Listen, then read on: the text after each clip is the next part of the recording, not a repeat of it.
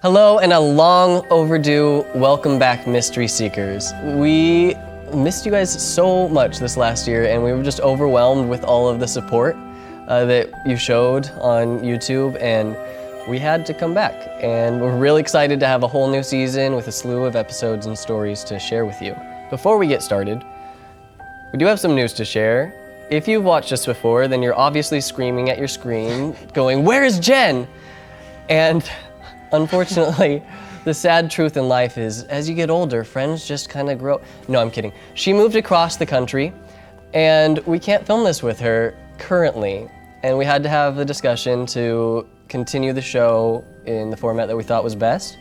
And I am very positive that one day she will join the Mystery Society again and have plenty of stories to tell. But until then, we're going to try out this season with just Nate and I, and we'll see how it goes, and we hope you enjoy it.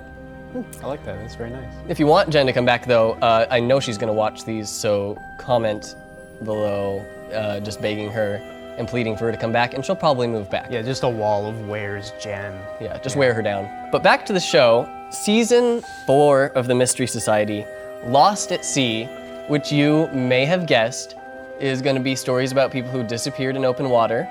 And if you didn't guess that, we don't want you here. So today, we're gonna be starting, obviously, season 4, episode 1, the story of Rebecca Coriam.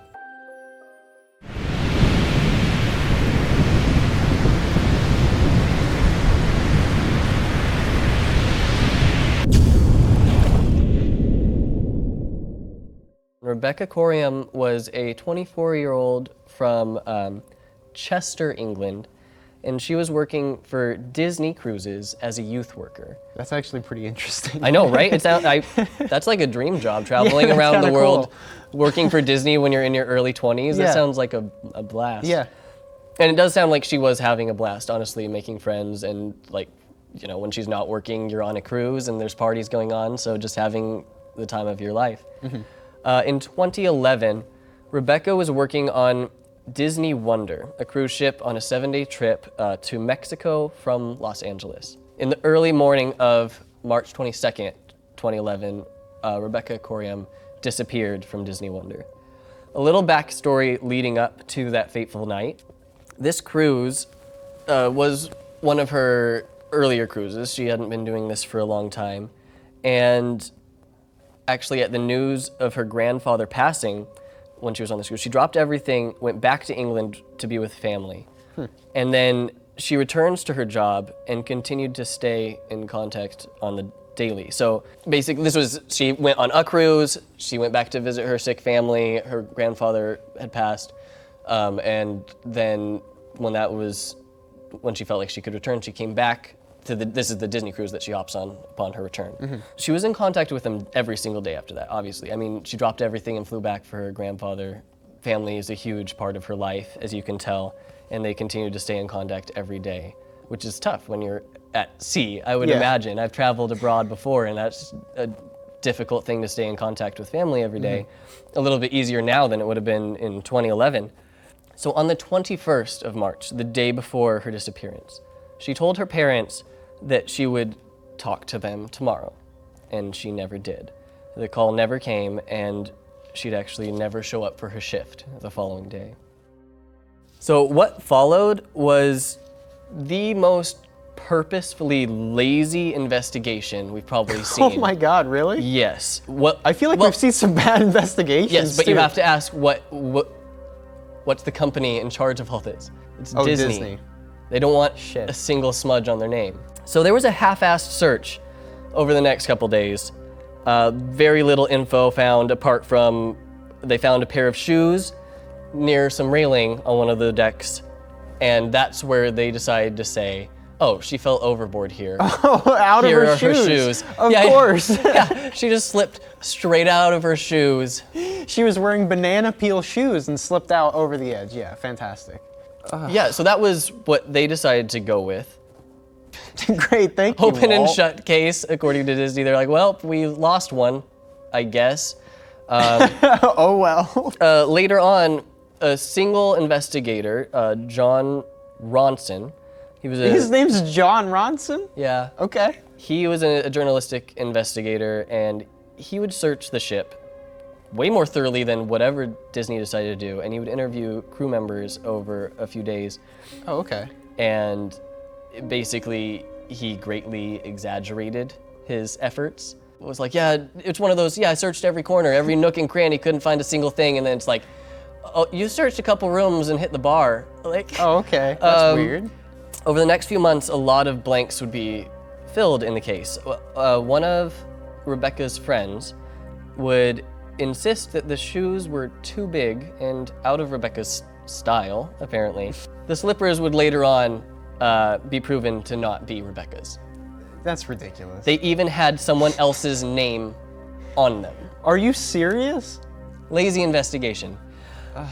Disney. So, not till 6 years after the incident, Tracy Medley came forth, and this is one of Rebecca's very, very close friends that she made and coworkers, I believe, on this Disney cruise. Her story was that she came forth to say that her and Rebecca were actually in love. So, the night of the disappearance, she claimed, and she would come forth later to say, her and Rebecca that night had a threesome with Tracy's boyfriend. At the time. This is 6 years later.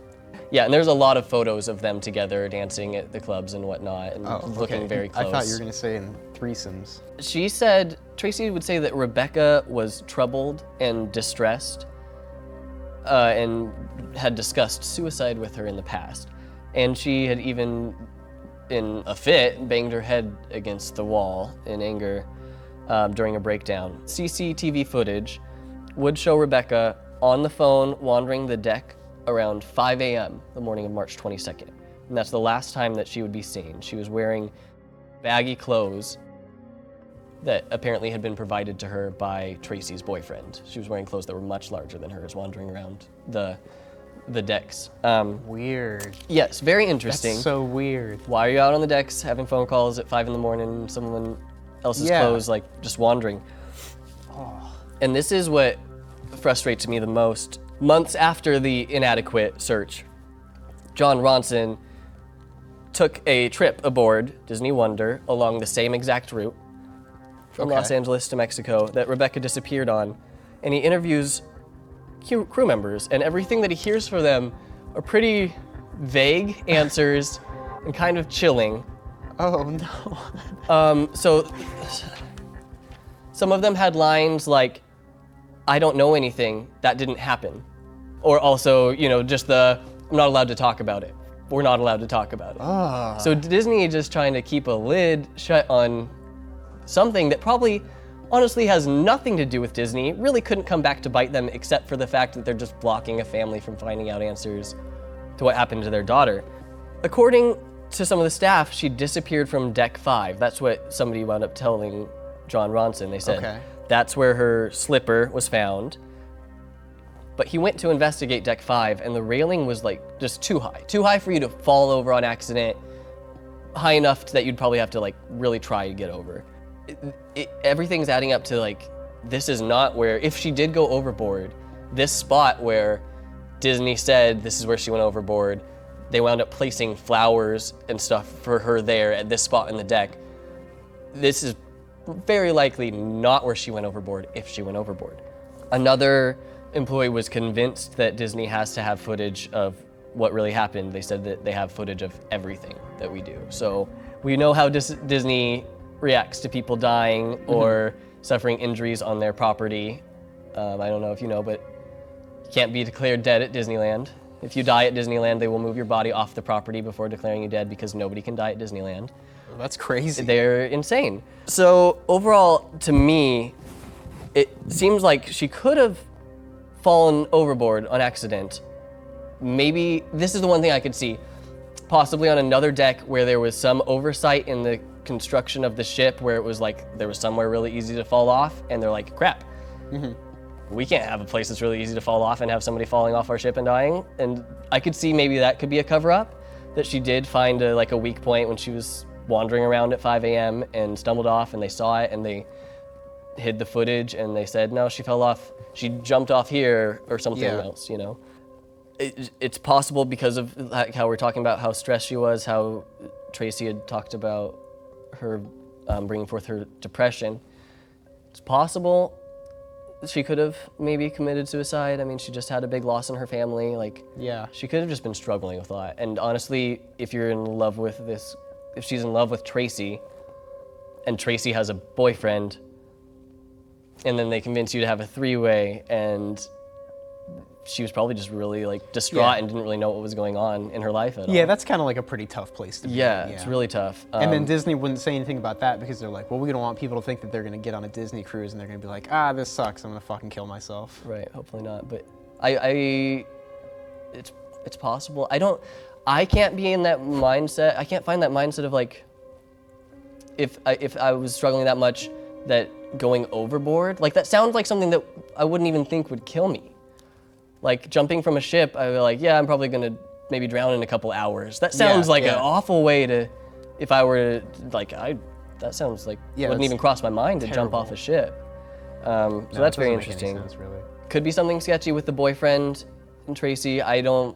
There's not really, honestly, at the end of the day, enough evidence to go off of anything. And the biggest reason for that is because day one, they did a horrible investigation. Yeah, well, it sounds like instead of doing an investigation, they did like a whole cover-up. Yeah, that sounds more likely. Like they put their effort into hiding things rather than helping. That's ridiculous. People should know about stuff like that with Disney. Like, that would really ruin their image. Either that or like one day we're gonna find that footage on Disney Plus.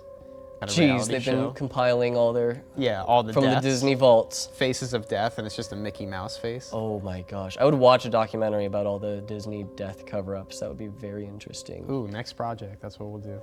Unfortunately, Rebecca Coriam, there were no more signs of her ever after nothing. that. Not a clue of what might have happened.